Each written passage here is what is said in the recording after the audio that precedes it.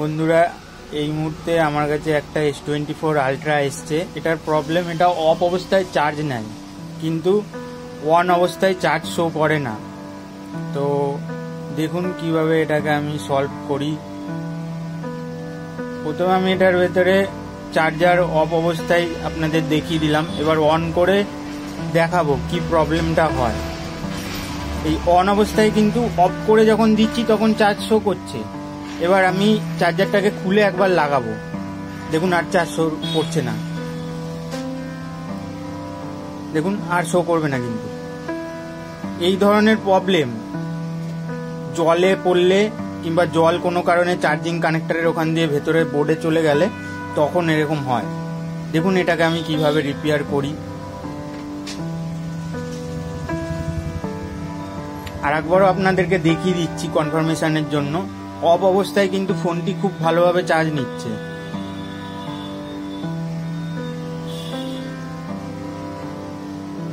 Charging পোর্টে জল আপাতত দেখা যাচ্ছে না, বাট আমার মনে হচ্ছে ভেতরে চার্জিং বোর্ডে কোনো কারণে জল গেছে। ফোনটি যেহেতু র্যাপিং করা ছিল, আমি খুব সুন্দর করে আস্তে করে র্যাপিংটাকে তুলে নিচ্ছি। এই ধরনের র্যাপিং করা থাকে অনেক ফোনে, খুবই ভালো, কন্ডিশনটা নতুনের মতো থাকে একদম। সো যাই হোক, ফোনটাকে এখন খোলা যাক। তো আমি সবার প্রথমে ওই ওসিএ পেপারের পিছনে যে হার্ড প্লাস্টিক পেপারটা থাকে ওটাকে ছোট করে কাটিং করে নিয়েছি। তো আর এটা আমার কাছে আছে লিকুইড 530। অনেকে আপনারা হোয়াইট পেট্রোলও ইউজ করতে পারেন, অ্যাডিসিভ গ্লু খোলার জন্য খুবই ভালো জিনিস। আমার কাছে এটা লিকুইড ফর্মে 530 আছে। তো দেখুন আমি কিভাবে হালকা হালকা প্রেস করে এটাকে ফোনের ব্যাক প্যানেলটাকে আঠাটাকে রিমুভ করে নেব। আর স্যামসংয়ের একটা জিনিস কি, স্যামসংয়ের ব্যাক প্যানেলের গ্লু খুব সহজেই খুলে যায়, হিট না দিয়েও খোলা যায়, এত সুন্দর থাকে। আর যারা নতুন তারা একটু হিট দিয়ে খুলবেন, না হলে ভেঙে ফেলার রিস্ক থাকে, কারণ এই ব্যাক প্যানেলগুলো খুবই দামি। খুবই যত্ন সহকারে ফোনটাকে খুলবেন।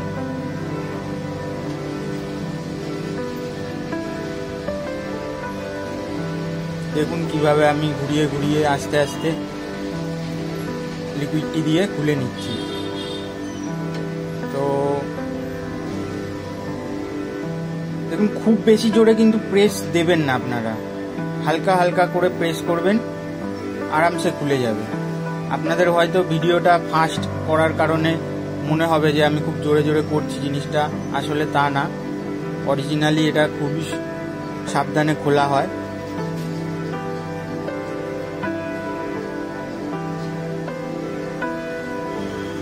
দেখুন কিভাবে আমি ক্যামেরার ওই সাইড দিয়ে আঠাগুলোকে ছাড়াচ্ছি, ওখানটা একটু আঠা বেশি থাকে। দেখুন কিভাবে খুলে গেল আরামসে।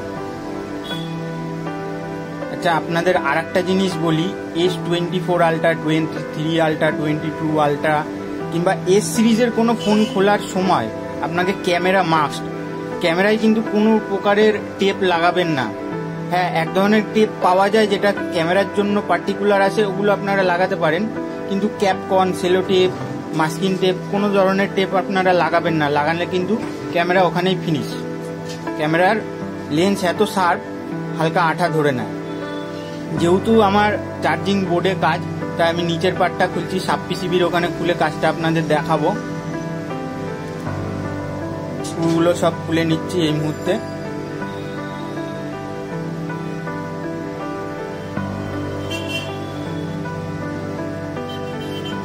খুবই যত্ন সহকারে খুলবেন, কারণ বুঝতেই পারছেন খুবই একটা দামি ডিভাইস।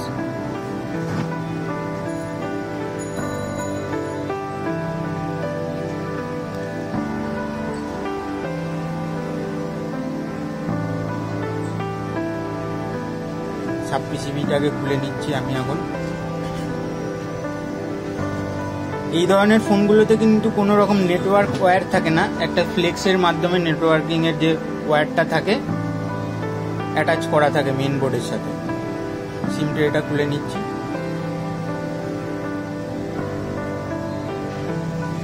নিচের 3টে স্ক্রু আছে, 3টে স্ক্রুকে আগে খুলে নিতে হবে। বোর্ড মোটামুটি ফ্রেশই লাগছে।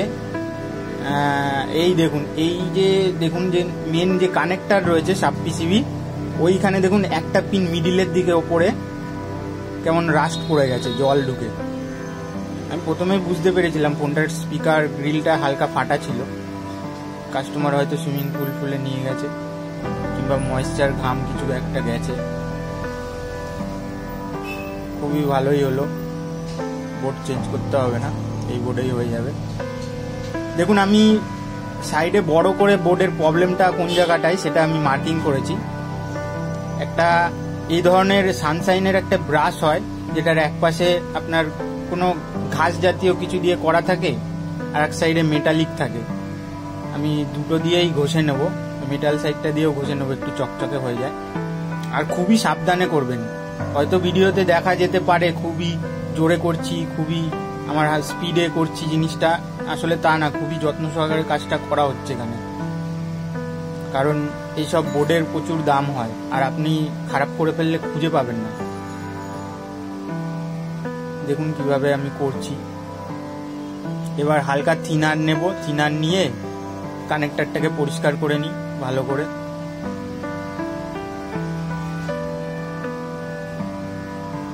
চার্জিং যে ফ্লেক্সের কানেক্টরটা, ওটাকে খুব ভালো করে ক্লিন করব।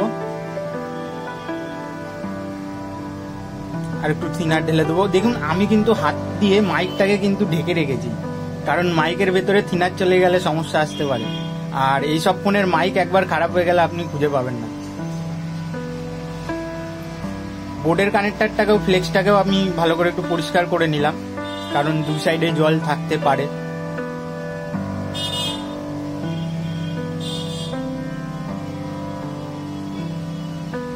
কাজ যতটা পরিষ্কার পরিচ্ছন্ন করে করবেন, কাস্টমারও হ্যাপি হবে, তার সার্ভিসও ভালো থাকবে, জিনিসটা চলবে ভালো।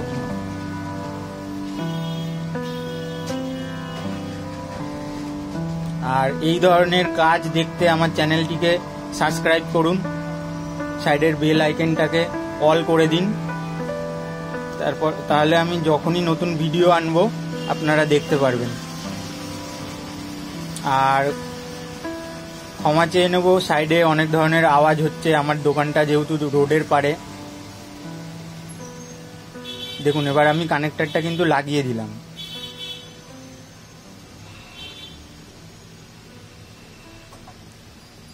এইবার আমি ওপরের স্পিকারটাকে লাগালাম না, স্ক্রুটাকে লাগালাম না, এমনি জাস্ট আমি একটু চেকিং করব।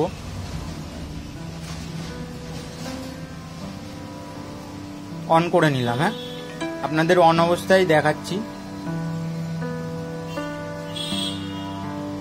দেখুন প্রবলেম সলভ। দেখতে পাচ্ছেন তো ব্যাটারির কানেক্টরের ওইখানটা, দেখুন আপনারা ভালো করে, চার্জিং কিন্তু শো করছে। আরেকবার খুলে আমি লাগিয়ে দেখিয়ে দিচ্ছি আপনাদেরকে। বন্ধুরা ফাইনালি ফোনটা ঠিকই হয়ে গেল। তো এইটুকুই ভিডিওতে ছিল দেখানোর। এছাড়া ময়েশ্চার ডিটেক্ট যেটা আসে স্যামসাং এর, এই সেম জায়গা থেকেই প্রবলেম আসে। আপনারা হয় বোর্ড চেঞ্জ করে দিন, অরিজিনাল বোর্ড লাগাতে হবে সব সময়। সাব পিসিবি যে বোর্ডটা, এটা অরিজিনাল লাগাবেন, নাহলে প্রবলেম কিন্তু অনেক ফোনের ডুপ্লিকেট বোর্ড লাগালে নেটওয়ার্ক আসবে না।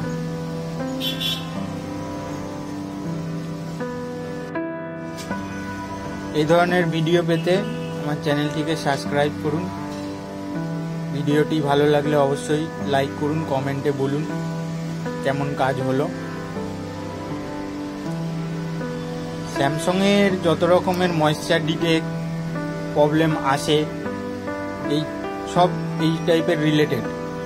কোনো phone connector, original connector change করলেও হয়ে যায়, কোনো ফোন আবার কানেক্টার খুলে লাগিয়ে দিলেও হয়ে যায়, আবার কিছু ক্ষেত্রে বোর্ডও চেঞ্জ করতে হয়। ভিডিওটি শেষ অবধি দেখার জন্য ধন্যবাদ। দেখা হচ্ছে অন্য কোনো ভিডিওতে অন্য কোনো প্রবলেম নিয়ে।